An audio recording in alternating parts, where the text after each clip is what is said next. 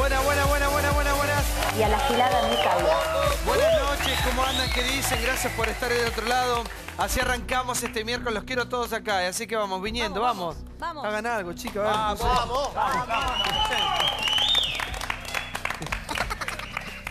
Necesitamos bailarinas, un show, algo, chicos, ¿eh?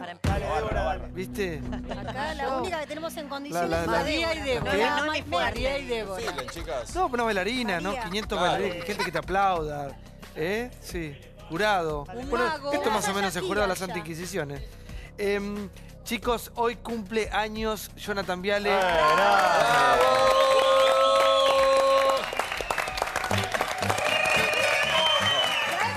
¿Trajo algo?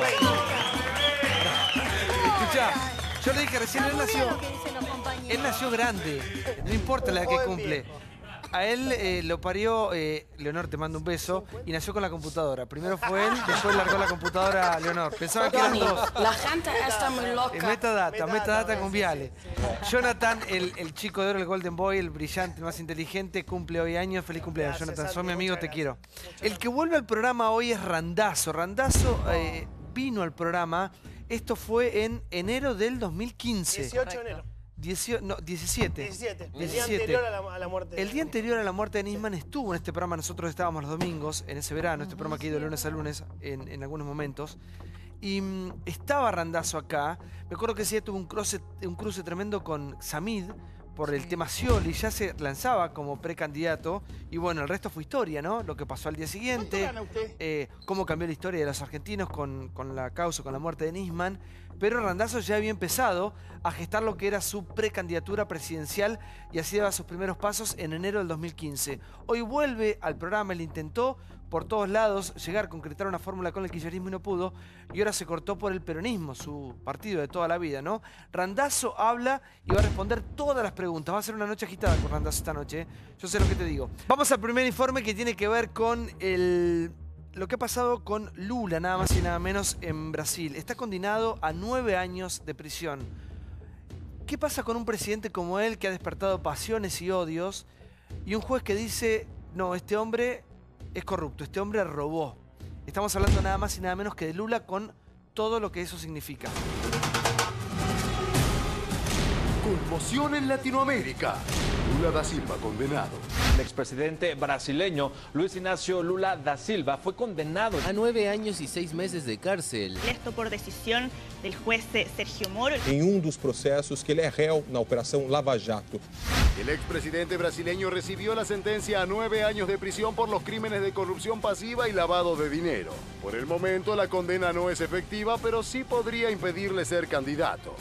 Los cargos, corrupción pasiva y además lavado de dinero. Se acusa al expresidente Lula de haber adquirido como una coima, el famoso triplex, un departamento ubicado en la ciudad de Guarujá, en el litoral de San Pablo. Tuit de Dilma Rousseff. Lula es inocente y el pueblo brasilero sabrá rescatarlo democráticamente en 2018. Si cuantificamos lo que él recibió entre el triplex más los muebles y la decoración, es aproximadamente $1.200.000. Este es el primero de 5 procesos que están en curso. La sentencia no será de cumplimiento efectivo hasta tanto se resuelvan las posibles apelaciones. Este es un proceso jurídico, pero antes que nada político. Para que la condena a Lula le impida ser candidato, tendría que ser una condena firme. Tuit de Evo Morales. Un golpe judicial al hermano Lula, candidato potencial que garantizaba la victoria del pueblo brasileño. Toda nuestra solidaridad. Esta condena adquiere varias significaciones porque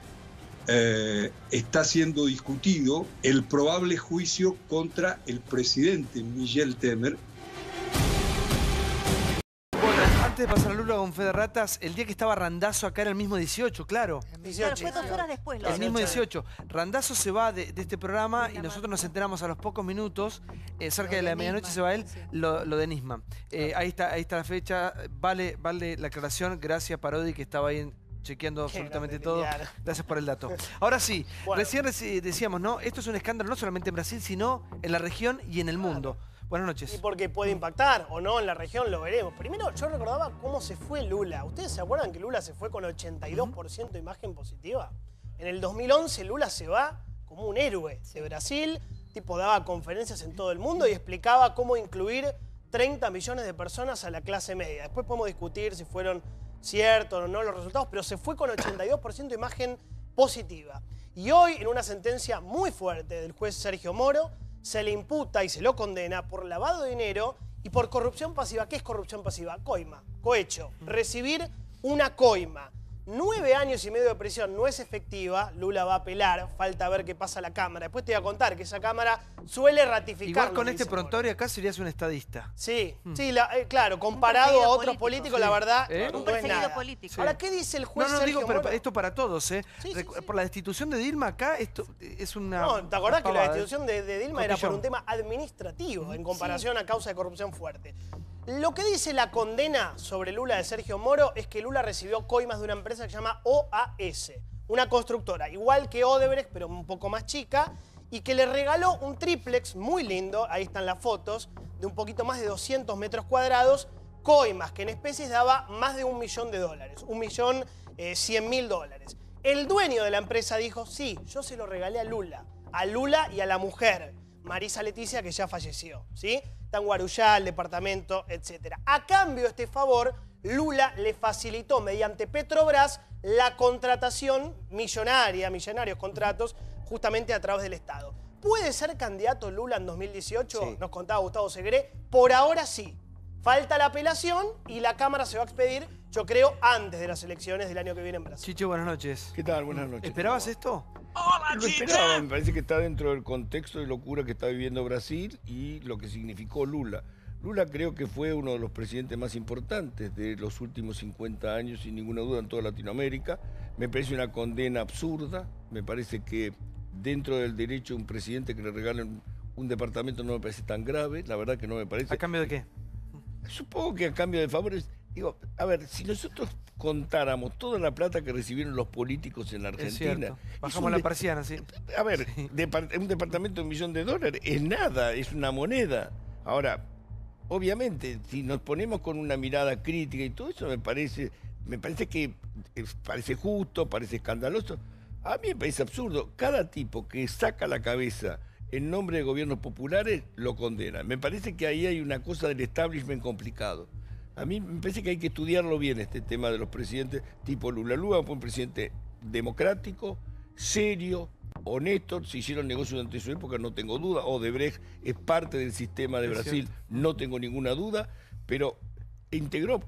Jonathan dice 30 millones. 50 millones de tipos salieron del costado del camino gracias a la política de Lula. Respetado por la derecha, respetado por la izquierda, respetado por el centro, respetado por el mundo. Pero sin robar, Chichi, pero perdón, se pueden llevar... Es lo mismo que acá. Es lo mismo. No, pero yo te digo, que roban, esta es una causa y le faltan 4. Si no justifica, y la verdad que en Brasil pasó, porque hubo un cambio y no es un relato y no es un verso y no tienen 35% de pobres.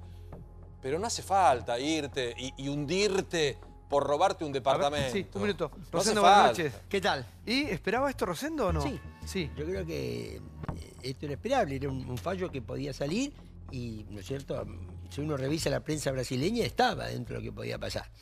Creo que acá hay un factor de índole político.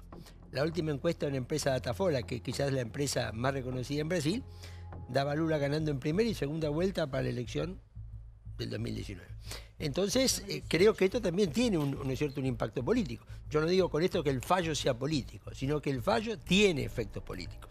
Ahora, a ver, eso que dice Rosendo es muy interesante porque para muchos la lectura es que es casi una proscripción respecto de la eventualidad de que él no se pueda presentar.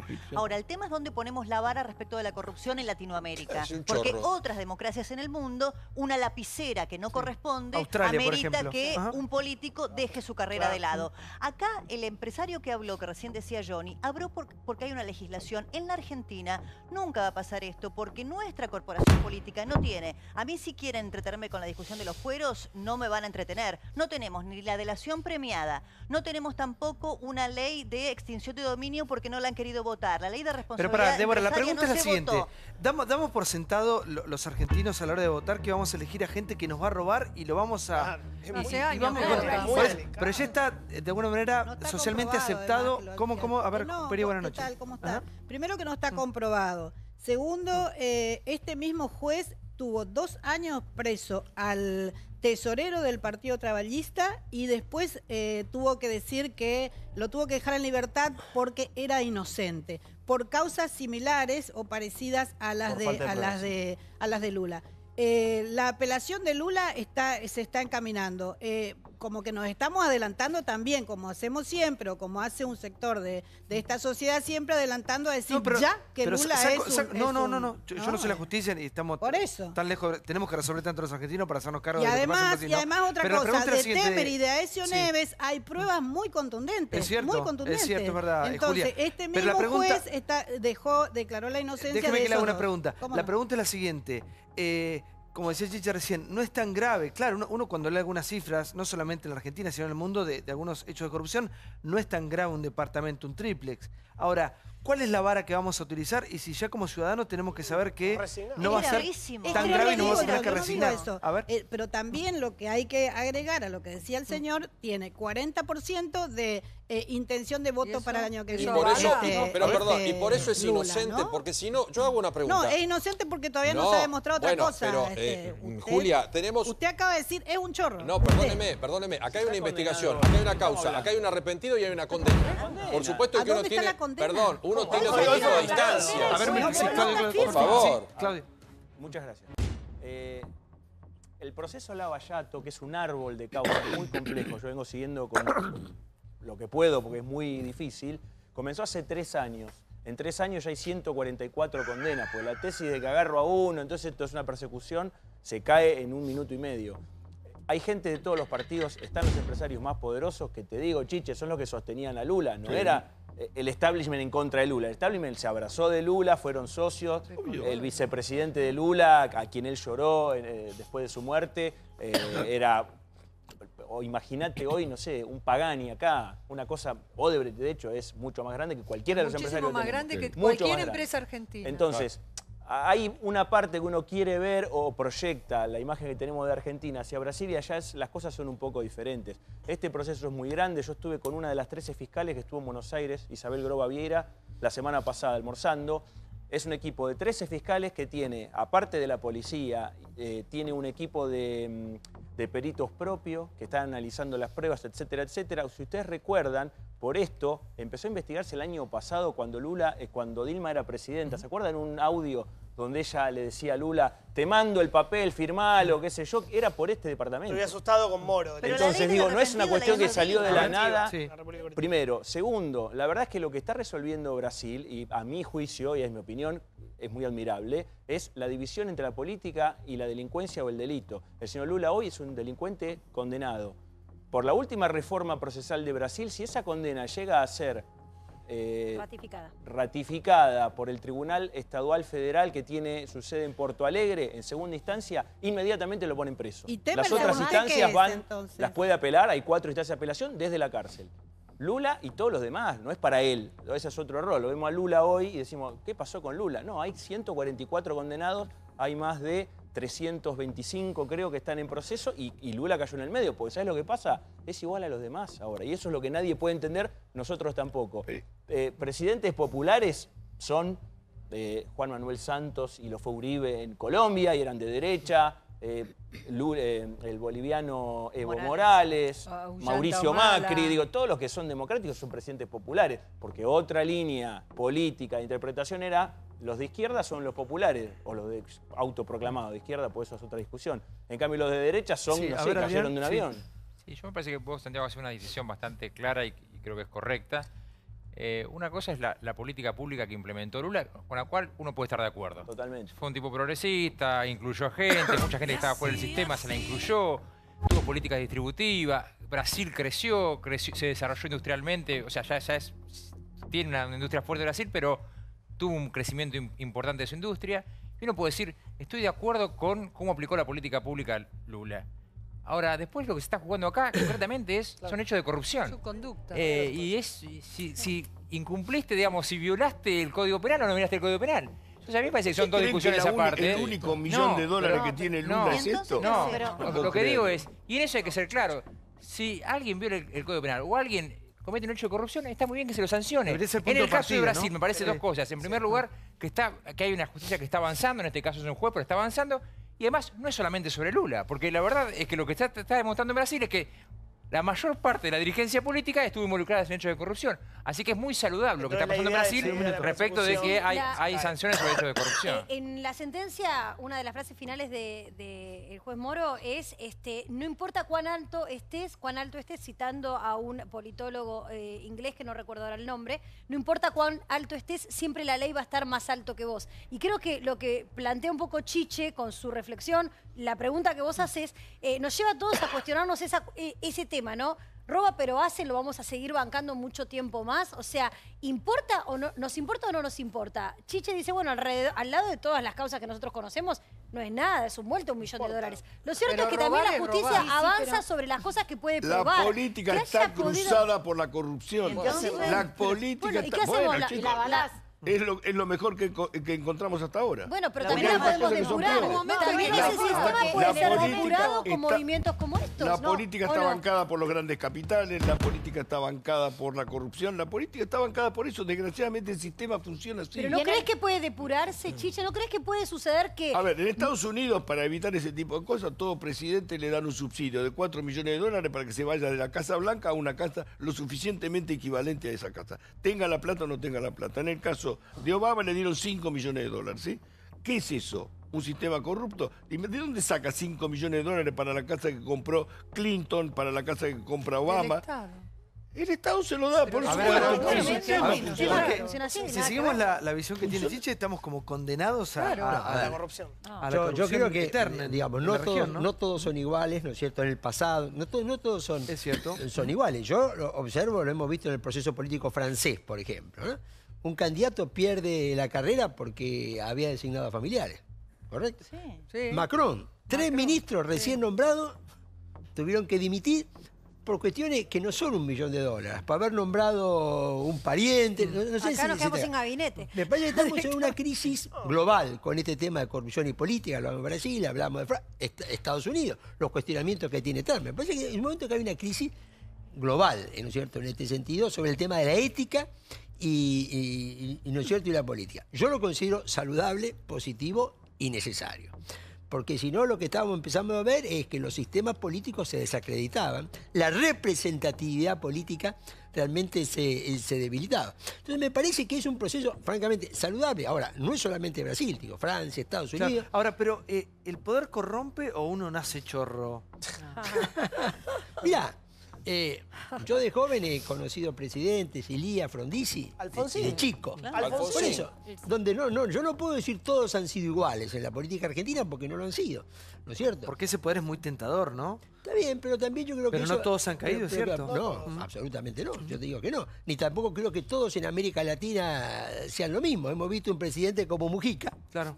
Mujica en Uruguay, considerado en el mundo el presidente, viste, más honesto. No sé si, entonces, yo creo que no podemos poner todo en la misma. Ahora, creo que realmente lo que está pasando en el mundo entre ética y política, para mí tiene un saldo positivo, porque si no después lo que empezamos a ver son esas crisis, ¿no es cierto?, de sistemas políticos, crisis de representatividad, y eso termina afectando a la democracia. La propia vos preguntabas, ¿nacés chorro? Para mí el sistema también te corrompe, porque si vos estás en un lugar a donde la impunidad se sostiene y te parece que forma válido, fíjate a los empresarios que no querían pagar la coima del 30 o la coima del 5% que te pedía debido para empezar a hablar, debido o al que mandaba debido. Mucha gente quedó afuera, entonces el sistema también, hay mucha gente que puede ser honesta en su casa, pero el sistema después decís, mirá, si no entro con el 3% o el 5% o el 15%... Pero eso es lo que yo preguntaba acerca de un empresario. Cualquier empresario que quisiera hacer un negocio con el Estado, ¿no? Tenía que poner. Ya el sistema a funcionar de manera corrupta, ¿cómo hace una empresa para negociar de una manera limpia con el Estado? Bueno, con el gobierno de turno. A ver, se queda afuera, claro. Cuando tengo un gobierno corrupto, sí. Tenés dos opciones. Esto te lleva a otro, ¿no es cierto?, a otro punto, ¿no es cierto? Es decir, mi opinión, un empresario que decide corromperse toma una decisión y no está impulsado por el hambre o la necesidad. Es un problema de rentabilidad. No sé si, ¿viste? ¿Sí me entienden? Entonces sí, también acá hay algunas cuestiones... empleados también, claro. que tiene 400 ¿viste que empleados también que vos tenés que dejen la dividirlo? Porque tampoco... Pero vos haces ruta, vos empleado, Rosendo Producción, escuchá, de ruta. Sí. Y tenés que hacer ruta porque vivís de eso y tenés 500 empleados a tu manera, a tu cargo. Te tenés que sentar a negociar. con un funcionario. ¿Cómo haces? No, yo creo que los empresarios tienen que empezar a decir que no también en alguna medida. Y creo que lo que está pasando en todo el mundo es una tendencia en esa dirección. La honradez a lo mejor del 100% no la vamos a tener nunca. Pero perdón, Rosendo, no alcanza solamente con la honradez. Yo entiendo y voy por el mismo lado que vos. Hablamos de un sistema que funciona ya de por sí desde arranque. Pero hay una manera de que funcione mejor, que es cuando la justicia funciona. Lo que estamos envidiando de Brasil, y no sanamente, por lo menos de mi parte, es que hay un juez, 2 o 3 jueces, Moro a la cabeza, que está diciendo, muchachos, si los empresarios le pusieron guita al presidente y el presidente se dejó coimear, no va mal la cosa. En cambio, acá en la Argentina, vos tuviste un promedio, tenés, de 14 años de corrupción por cada causa. Repito, 14 años de corrupción por cada causa y solo 7 condenas en los últimos 20 años. Entonces, son las dos cosas. Es lo que dice Rosendo, che, bajemos un poquito. Y aparte les voy a decir una cosa, y que haya justicia. Acá pasan de todos los partidos políticos, ¿no? No escupa ninguno para arriba y la corrupción involucra a absolutamente todos. Después habrá más y menos corruptos, esto excede el partido político. Yo conozco gente, digamos, que tiene una vida floja de papeles de diferentes partidos políticos. No por pertenecer a un grupo o a un sector político vas a ser más o menos corrupto. Y no todo es lo mismo, es como decía Rosendo, no todos son lo mismo. Hay gente con muy buenas intenciones. Ahora, hay un sistema, cuando decíamos que funciona de una manera corrupta desde hace muchísimas décadas en la República Argentina. Ejemplos chiquitos, no hablemos de una gran obra. Por ejemplo, ¿se acuerdan cuando el gobierno anterior establecía que vos tenías que pedir permiso para importar? Vos tenés una empresa, no vivís del Estado. Chico, sí. Claro, vos tenés una empresa, pero hay un insumo que tenés que importar. Necesariamente tenías que morir en una ventanilla. Ahora, la pregunta es, ¿qué hace ese señor? Deja toda su actividad y solo importa, no le compra nada al Estado, no le vende nada al Estado.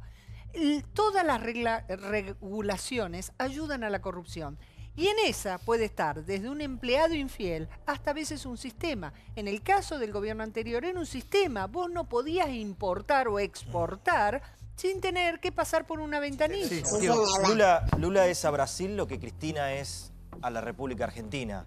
Cuando vos le devolvés derechos a los trabajadores, cuando vos sacás a gente de la pobreza, en este caso Brasil sacó millones de personas de la pobreza y lo potenció casi a ser la sexta potencia mundial. Se hablaba hace unos años de los BRICS, de lo que generaba Brasil y cómo venía creciendo enormemente. Bueno, ese fue el Brasil de Lula. Lo que no significa que sea inocente. Estoy diciendo simplemente que no nos olvidemos, se fue con un 82%, 83% de imagen positiva, que ahora tiene más de 40% de intención de voto. Cristina se fue con una plaza con 700.000 personas, ahora tiene un 40% casi de Cristina no se fue con 82% de imagen positiva. No imagen positiva, pero sí con una plaza llena y con mucha gente que quiere tener el poder. Digo, pero hay similitudes. Obviamente Brasil tiene muchos más millones de habitantes y no Argentina. Pero hay ciertas... es cierto que colocó en el mundo, a Brasil en el mundo... pero no es para mí. La salida de Cristina no es asemejable a la salida de Lula. Las similitudes, insisto con esto y cierro con algo, es que tendrá que demostrar ante la justicia su inocencia, Lula.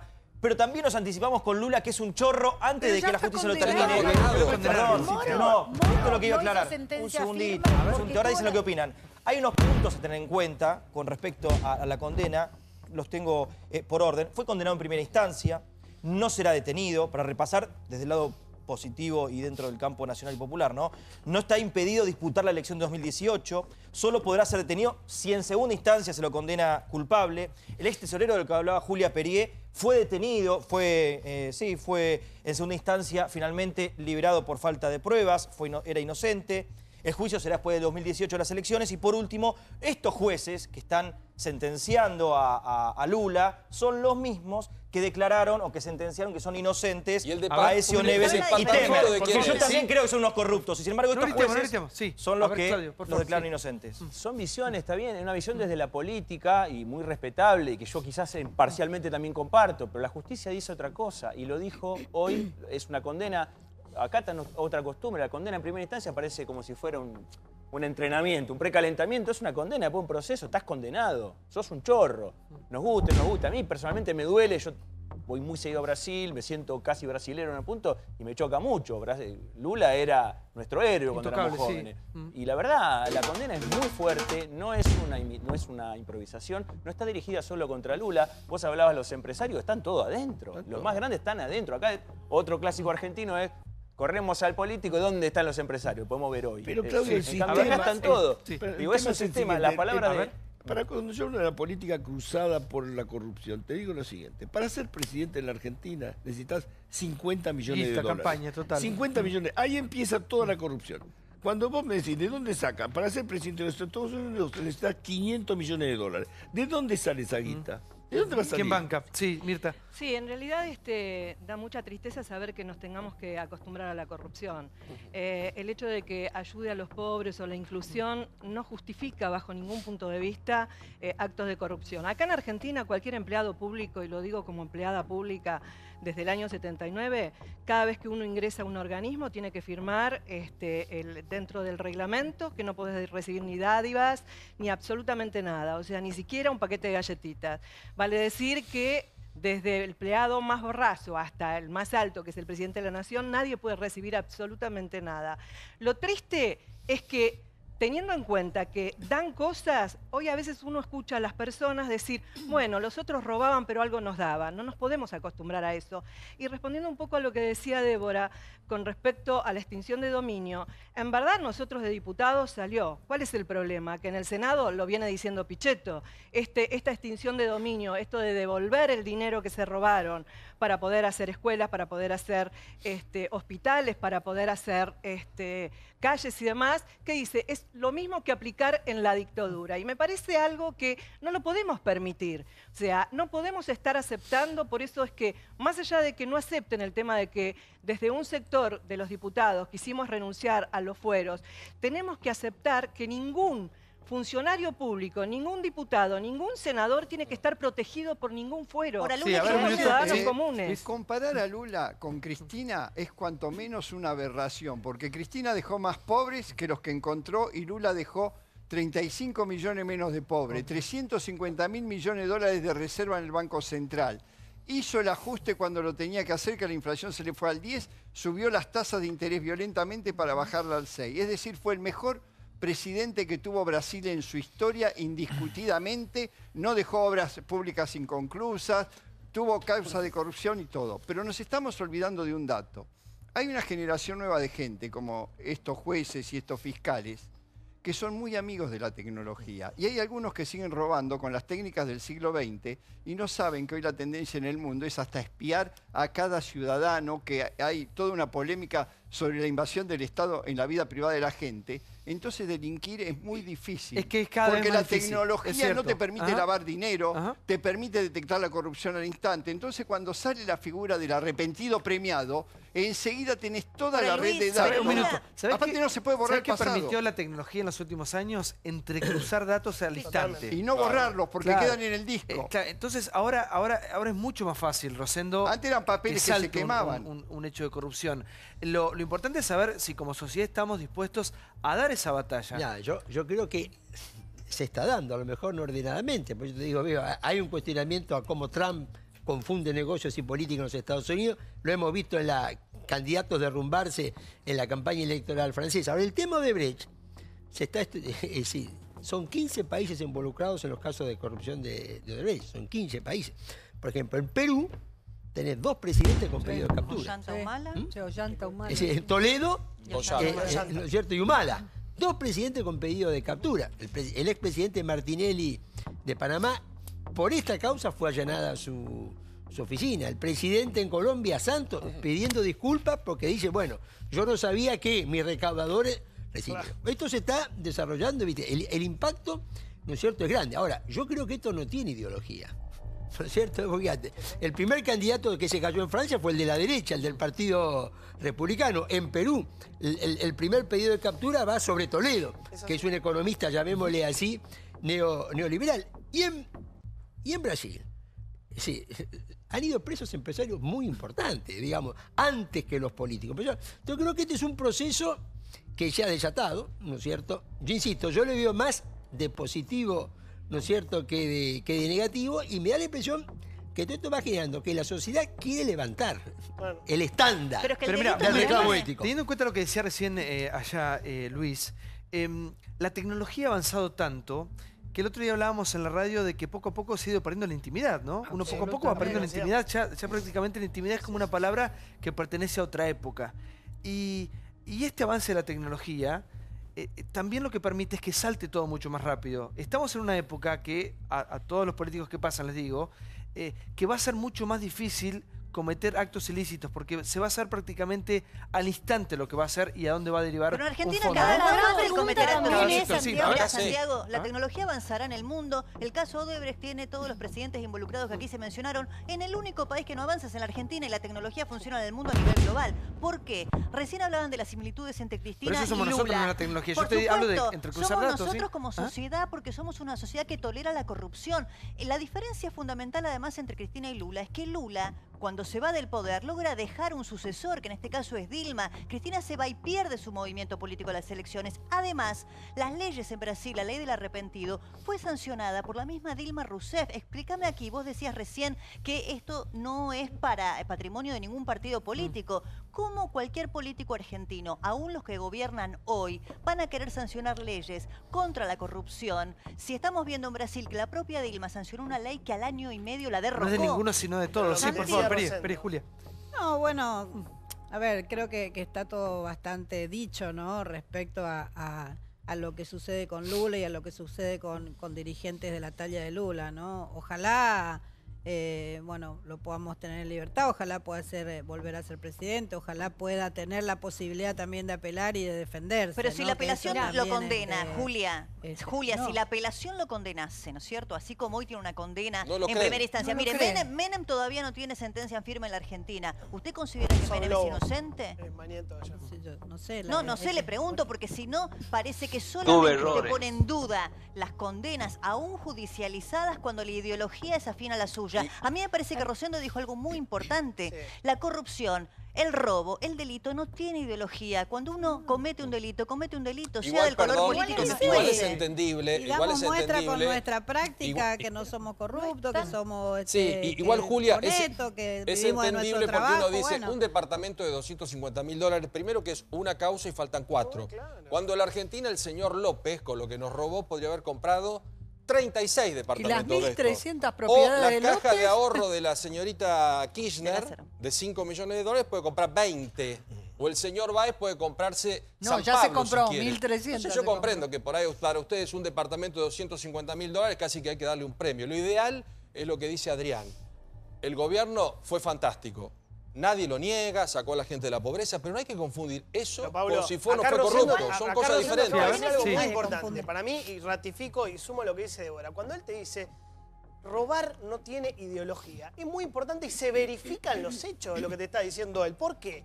Porque acá los aportes fueron 438 millones de reales. Esto es lo que puso Odebrecht o Camargo Correa, las 9 constructoras grandes de Brasil, a los políticos. ¿Le pusieron guita a Lula y a Dilma? Sí, un montón, 56 millones. ¿Le pusieron plata a Ezio Neves, el que podía haber sido presidente? También. Sí, 52 millones. ¿Le pusieron guita a Marina Silva, que nos caía súper bien, de centro izquierda, la que aparecía de abajo? ¿Te acordás? La ecologista. Yo decía, qué bueno, me gusta Marina Silva. 13 millones. ¿Le pusieron plata a los diputados? 255 diputados recibieron donaciones. Y es con lo que decía Chiche, ¿cómo hacer una campaña si no? Trasciende la cuestión ideológica. A ver, Chiche, Es así, la política está cruzada por la corrupción. Entonces no es una persecución pero hasta El que llega un sistema moro. funciona así. Necesitas plata para hacer política. Tenés dos maneras. O la generás siendo rico vos y la ponés de la tuya, o tenés que mangar. O Y tenés que- una ley de tenés que- financiamiento donde se clarifique. Perfecto, es otra cosa. Pero yo cuando Quede oigo claro. muchas opiniones acá, me parece muchas opiniones que yo oigo, me da una especie de tribunal Sanedrín, ¿viste? Hubieran matado a Jesús, hubieran matado a las Abundan cruzadas. los opinólogos. No entiendo. Hay una lógica perversa en la política argentina. Hace falta plata para hacer política. Sí, y hay una Sí, pero a mí me parece que... Brianza eso, no, es Brianza. primera cuestión, yo creo que es verdad que hacer política o hacer campaña requiere recursos y creo que la Argentina merece tener un debate, estamos trabajando en eso. ¿Cuándo lo van a dar al debate ese para...? Porque nosotros después de este las año lo quisimos elecciones. presentar y es cierto que no se puede presentar porque discutir esto en el marco de elecciones en el medio de un proceso electoral es muy difícil, pero creo que hay que ir hacia la bancarización absoluta. Para mí sería muy oportuno. Bancarización absoluta, creo que hay que poner un control en tiempo real de aportes y de gastos. Estamos regulando fuertemente lo que es la utilización de recursos públicos para que nadie utilice los recursos públicos en la campaña, etcétera. Pero la verdad es que además de controlar el financiamiento, es una especie de excusa, porque acá al amparo del financiamiento. Los tipos no es que financiaron campaña, se enriquecieron. O sea, acá... que se queda con una parte. Kirchner de 7 millones pasó a tener 70 millones en 10 años de gobierno. No era para financiar la campaña. Se enriqueció personalmente y así podríamos dar millones de casos. La campaña de Cambiemos? ¿La campaña de Cambiemos? Mirá, hoy hay un esquema de hay un esquema de financiamiento, se va a publicar y se va a declarar específicamente cómo se financia. Aparece Odebrecht, ¿eh? Fuera de chiste, porque capaz lo hicieron en broma, pero Odebrecht financia al kirchnerismo y financió al PRO. ¿Sí? A todas las fuerzas y también al Frente Renovado. También al Frente Renovado. Chicos, no a todas, a la de Carrión no. La efedrina, los laboratorios. Rosendo, sí. Mira, todos sigan financiando las campañas políticas, estamos sí, vos sabés que el Brasil el año pasado tuvo en octubre elecciones municipales. La gran pregunta era, ¿cómo se va a financiar esta elección?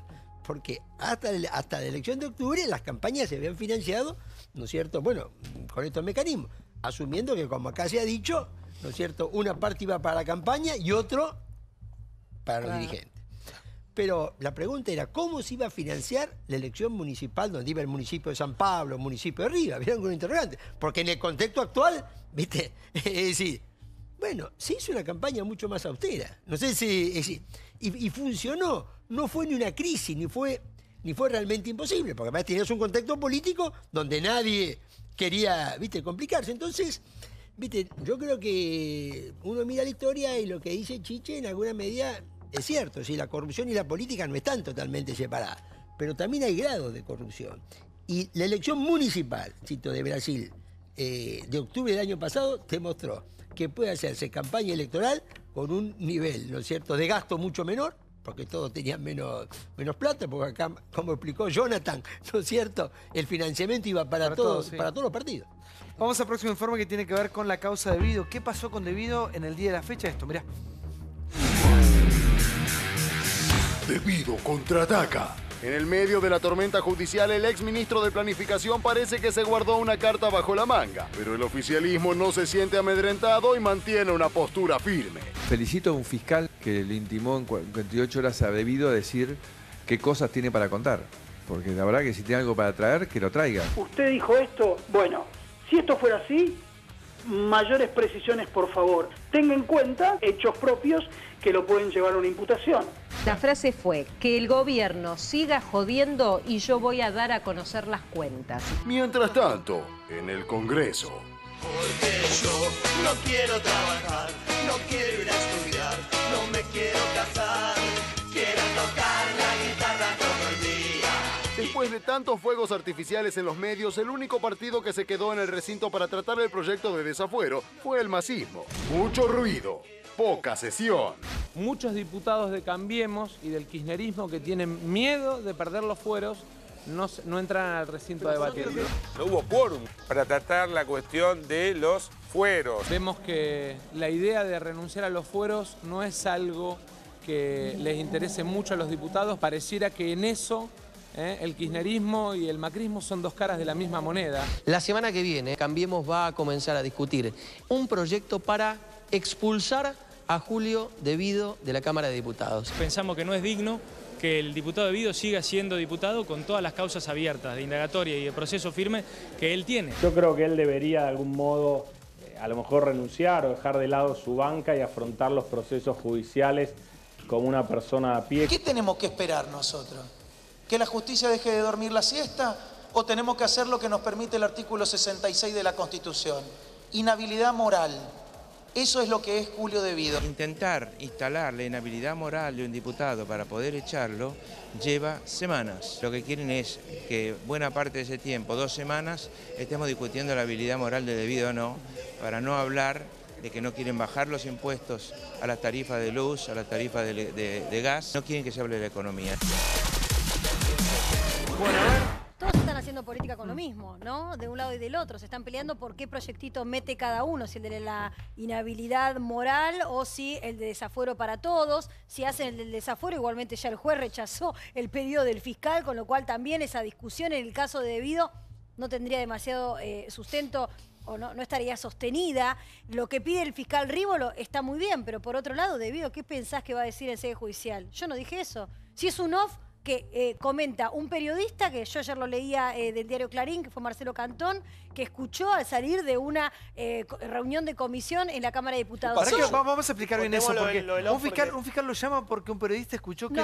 Sí. Fue publicado en Clarín una frase que se le adjudica, no sé si fue una frase que se le adjudica a Devido, que se la escucharon los periodistas, no sabemos si Marcelo Cantón o algún otro colega. Lo mismo, pero no fue una declaración pública. No fue una declaración pública. Cuando va a ser judicial, ¿qué va a decir Devido? Yo no dije pero eso pará, nunca. La frase es pesada. Obviamente tiene razón María Julia, Devido va a decir, yo esto no lo dije, pero la frase que Marcelo Cantón dice que dijo Devido, que hay que ver si es cierto, es muy pesada. La frase es... No, pero yo no dudo en el periodista. Lo que pasa es que hay que ver qué dice Devido. Obviamente, hay que ver también cómo fue el proceso. Claro. Pero demos la frase para que la gente sepa de qué estamos hablando.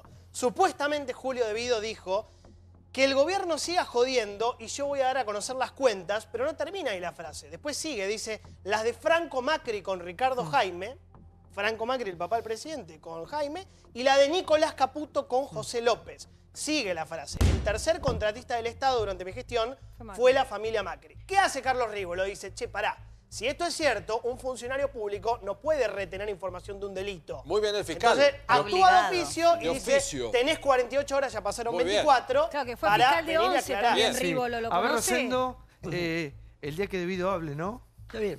Yo de cualquier manera lo que marcaría es que, ¿no es cierto?, se ha concentrado en el fuero, como si dependiera que el juicio avance el fuero o no.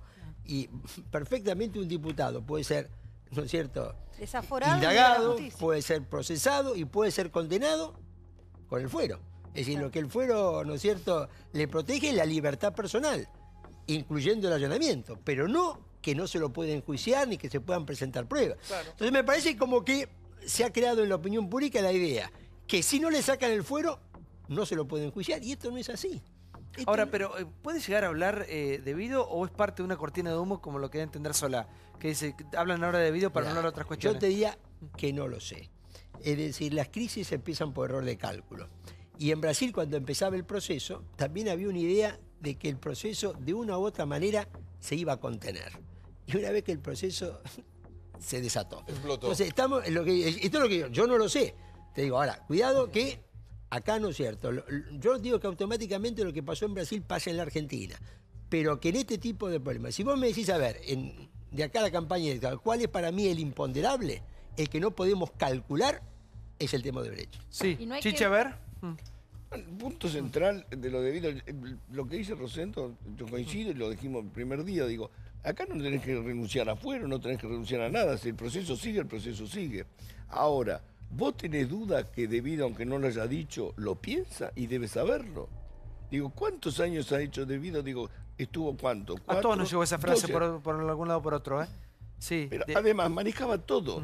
Yo una vez estuve en el despacho de Devido, ¿sí? Esto es una anécdota que cuento porque hay que ver hasta qué punto, qué significaba Devido. Estuve en el despacho de Devido porque Telan no me pagaba hacía 7 meses una factura. Tenía que pagar el aguinaldo. Me dice, el único que te lo puede hacer pagar es Devido.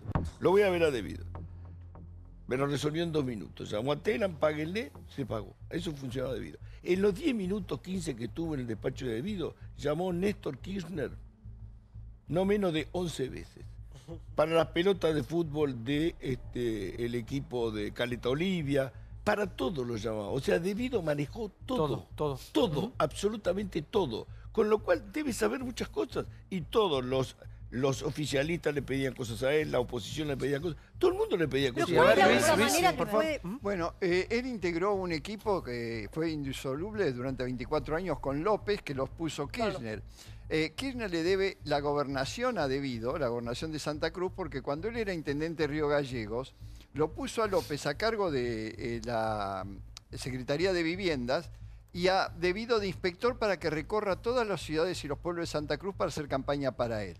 Cuando gana lo pone de ministro de Economía a Devido y López también en un cargo clave. Y ahí se forma un equipo que es inseparable porque ellos tenían el concepto de que para hacer política se necesita mucho dinero y hicieron una organización con la que hicieron mucho dinero, hicieron desaparecer incluso las reservas de Santa Cruz. Sí, pero a ver, por favor, Mirta. Sí, diciendo, escuchándolo a Rosendo Fraga que es cierto, los fueros son para tener proteger la libertad de poder concurrir al recinto, poder tener la libertad de expresión y demás. Pero tomemos en cuenta que cuando fueron a allanar la casa de Debido, no les permitieron pasar y se ampararon los fueros. Entonces está todo trastocado. O sea, los fueros están, se puede investigar, pero evidentemente ningún juez acciona, ningún fiscal acciona porque están amparados ante los jueces. Y lo cierto es que lo que quiero decir que hoy, además de tratar la renuncia de nuestros fueros, que habíamos presentado ante escribano público el compromiso de renunciar, recordemos que en el caso de Nicolás Massot, la semana pasada dijo que la única forma de renunciar a los fueros era presentándose ante la Cámara, cosa que él hizo y hoy no bajó a aprobar el proyecto. No, primera cuestión, me parece lo debido a un típico comportamiento mafioso, ¿no? No me toquen porque hablo. Ojalá que hable y que se hagan todas las investigaciones que se tengan que hacer en la Argentina, caiga quien caiga, del sector público y del sector privado. Cierran las cámaras, igual, el Congreso, el Senado. Primera cuestión.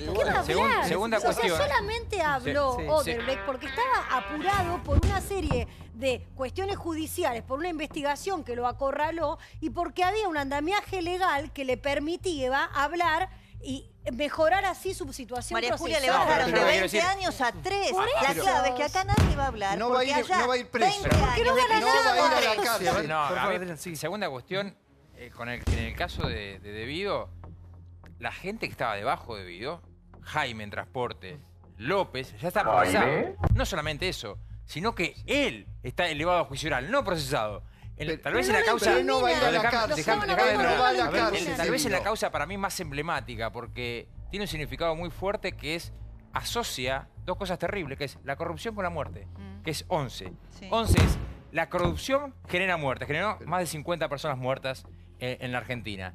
En esa causa, efectivamente, tanto yo coincido con lo que dice Rosendo Fraga, las causas judiciales pueden avanzar porque la inmunidad es una inmunidad exclusivamente de arresto. Y la ley de fueros en ese sentido es clara. Dice, puede avanzar una causa judicial. Inclusive puede haber condena. Lo único que no se puede hacer es arrestar. De modo tal que hoy no es un impedimento. Pero no va a ir a la cárcel. A ver, yo no entiendo que sea un impedimento. ¿Por qué el tema de Debido es fuero. una persona tan protegida? ¿No? Porque esta es la pregunta que siempre hacemos acá con Santiago. El otro día, cuando estaba por salir el pedido de detención del juez Rodríguez, no salió el pedido de detención del juez Rodríguez, pasó algo ahí en el medio y el juez Rodríguez dijo, no lo detengo, tiro para adelante, veo si lo llama indagatoria.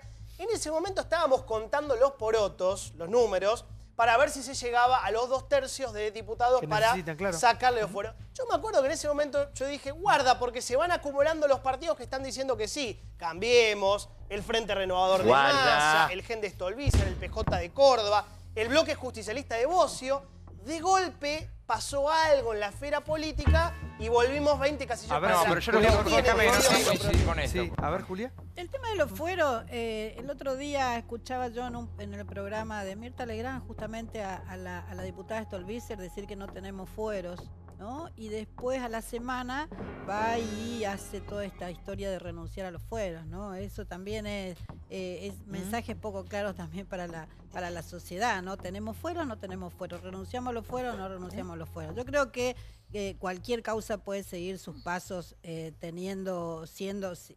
continuando con ser diputados o no, digamos, no me parece que los fueros sean impedimento de nada. Pero no te pueden ¿sabes lo que cambió el juez Moro? Que a mí me parece que es importantísimo rescatarlo, porque el juez Moro rompió un sistema. Por eso cuando vos, Chiche, decís, bueno, pero todos afán. No, porque se metió en un sistema. Se metió al sistema. Si vos hoy, en lo que está pasando hoy, no atacás el sistema, vas a seguir generando corruptos. Este tipo puso el ojo en los empresarios, en los funcionarios públicos. Pero tenía las herramientas legales para hacerlo. Menos en Temer y en Aecio Neves. No, ¿sabés que este tipo, sabés cómo arrancó Moro, cómo llegó a Odebrecht? Estaba investigando una financiera. Es un juez común y silvestre y humilde que estaba investigando una financiera. Encontró un jeep de Odebrecht y empezó a decir, a ver, voy a seguir un auto. Por eso se llama y el empezó lavallato, a seguir ahí. Y por seguir ese auto, llegó a esto. Y por pedir datos en Estados Unidos que hoy te los dan. El tipo es humilde y te dice, yo tuve suerte, porque yo pedí datos a los bancos de Estados Quién te lo dan? Unidos. Porque nosotros seguimos... Debido tiene que aguantar 2 años y medio y no va a ir a la cárcel, porque dentro de 2 años y medio cumple 70 años y cualquier cosa que le pase va a cumplir su pena en el domicilio. Esto lo digo para avisar que no haya desencanto porque Debido no vaya a la cárcel. Entonces él está ganando tiempo. Porque ¿Cómo va a ser si la justicia es tan rápida? Yo quiero decir una cosa que me parece también... Primero, respecto a lo que decía Jonathan, me parece... Bueno, por lo menos en mi caso, yo lo denuncié a Debido por escanca, lo denuncié por asociación ilícita en la causa del 2003. Debo de haber hecho 5 causas contra Debido, así que ojalá Debido vaya preso. Además, creo que tiene que ir preso. Lo otro que digo también es esto. Debido no puede ser diputado. Y la verdad, yo les digo... Alguien que tiene que defenderse en 130 causas judiciales puede ejercer su función. La verdad, a ver, señora, ¿cómo? Macri asumió procesado. Sí, pero no. Santiago, una cosa. Por favor, Débora, señorita. Con todo respeto por los muertos de la tragedia de 11, no podemos comparar la causa de las escuchas, que era una causa de Ollarvide, con una de las 130 causas que tiene Debido, que es la tragedia de 11. Además tiene 30 delitos diferentes vinculados con la obra pública, con el transporte. Además de la tragedia de 11, tiene el tema de la compra de chatarra ferroviaria, la irregularidad en los contratos de tren. Entonces, la tragedia de 11, como decía Adrián Pérez, es el paroxismo de lo que es la corrupción y la muerte. Entonces me parece que no es menor. Y ustedes como dirigencia política no nos deberían entretener con la discusión de los fueros. ¿Por qué no sancionan las leyes en serio contra la corrupción en la Argentina? Las leyes contra la impunidad. Los que entretienen para que no se hable de la ley de ética pública, de que hay las colas en los leyes supermercados. Por favor, sí. A ver, no, y el tema de la causa Aaron Montan, por suerte también hoy se conoció que se va a reabrir. Eso también es un escándalo. Pero Julia, perdón, hay que hablar de todo. Cuando estamos hablando de que estamos entretenidos, estamos diciendo, no hablamos de que en un supermercado, porque van a rebajar al 50% desde la madrugada, la gente esperando. Nadie se entretiene, Santiago, perdón, nadie se entretiene y disfruta con todas las cosas malas que nos pasan. Pero si tenemos una persona, hay 52 muertos en 11, y que nos inventaron que las tarifas eran subsidiadas, porque eran subsidiadas, pero estaban robándose la plata de los subsidios o dándole a los siriglianos o a los asesinos que mataron a la gente de 11, no tenemos que ser tan funcionales. Alguna vez hay que romper eso de ser funcional con corruptos, con ineptos, con gente que no tiene los mismos sentidos. ¿Por qué no denunciamos los 500 millones que le sacaron a Lancet ayer? Denunciemos a los 500 millones. Quiero decirle algo a la diputada. Ya Randazzo en vivo. Un minuto, sí. A ver, por favor. No, porque faltó a la verdad la diputada. Margarita Stolbizer, en el programa de Mirta Legrand, lo que dijo es lo que planteó Rosendo Fraga. O sea, un diputado tiene fueros para la libertad de expresión, pero puede ser procesado. Lo que pasa es que acá la justicia se ampara en esos fueros, o hay una mala interpretación de los fueros, pero nunca la diputada Stolbizer dijo que no tenía fueros. O sea, está faltando a la verdad. No, fue lo por que favor, dijo. ¿qué quiero decirle? ¿Cómo lo va, Randazzo? ¿Bien? Muy bien. Buenas noches. Buenas noches. ¿Qué trajo? Todos vienen con esos que le sacan fotos. Yo te quiero uno para mí también, uno que me saque fotos. Asesor de prensa. ¿Cómo se llama? Tiene más fotógrafos. Community manager. Usted tiene muchos fotógrafos. Usted no tiene eso, Periel, ¿no? Una selfie con vos y no querés. Pará. Usted no tiene community manager. No, yo tengo alguna amiga, algún amigo que a veces viene. Sacale una. Es que es más barato. Escúchame, sacas una foto y la subís. Voy a ser su community manager. Mire usted. Del Moro le saca foto a Periel. Sacale con debido de fondo. Sacale con debido de fondo. Que te arrobe. Lo voy a sacar debido porque... A ver. Mire. Ahí está. Vale mucho. Bueno, trompita faltó, ¿no? Manda la foto después del Moro, Está linda. Mirá, ¿Salió bien? Trompita faltó. Haciendo la B. De Vicky Cipolitaki. Veníamos bien. No. Gracias, Julio, por estar con nosotros. Sí, Rosendo, ¿cómo lo va? Hágame un cierre magistral, Rosendo. Bueno, porque todo esto a días de ir a votar nuevamente. Estamos bárbaros. No, mirá, yo creo que estamos en una crisis, pero la crisis son cambios también. Y esto no está pasando solamente en la Argentina. La crisis es una oportunidad. Yo creo que sería muy negativo que esto terminara, en una gran ola de escepticismo respecto al funcionamiento del sistema. Aquí es importante de que esto termine en una mayor credibilidad, ¿no es cierto?, en el sistema. Y yo diría este punto, ¿viste? No. Yo creo que hay un riesgo en la opinión pública que se generalice y después todos son corruptos, todo está mal. Yo diría que hay cosas que están mal, cosas que están regular y cosas que están bien. ¿Qué opina de qué le dice así cuando lo ve a un candidato que ha... Randazzo ha sido, te guste o no, ¿no? Pero ha sido uno de los pocos que ha cumplido con lo que dijo. Él dijo, si no me dan las pasos, si no que puedo ser el candidato que quiero ser el presidente de la nación, me bajo. Y se bajó. todos decíamos, bueno, último momento va a arreglar. No, y no. ¿Es a favor o en contra de eso? No, para mí es a favor. Para mí es a favor. Ahora yo a un candidato como Randazzo le diría, la primera virtud de la política es la constancia. ¿La qué? La constancia. Virtud. Bueno, ¿y cómo lo ve para estas elecciones? Es una elección muy difícil para Randazzo en esta elección. Por eso digo que la gran virtud de la política es la constancia. Así que Qué duro eso. Que siga participando. Es duro. Es muy elegante, pero es duro. Bueno, pero escuchame, si vos mirás a lo largo de las trayectorias políticas, bueno, empecemos por Lula, que estuvimos conversando. Exacto. Guarda, la construcción política, por eso requiere ante todo, ¿no es cierto?, la constancia. Si vos me hiciste una pregunta concreta, ¿esto deja saldo positivo o negativo? Para mí deja saldo positivo para el candidato. Gracias, Rosendo. Gracias a vos. Vamos al siguiente informe, Políticos en Campaña. Hoy nos visita Randazzo, está con nosotros para responder absolutamente todo. Mirá.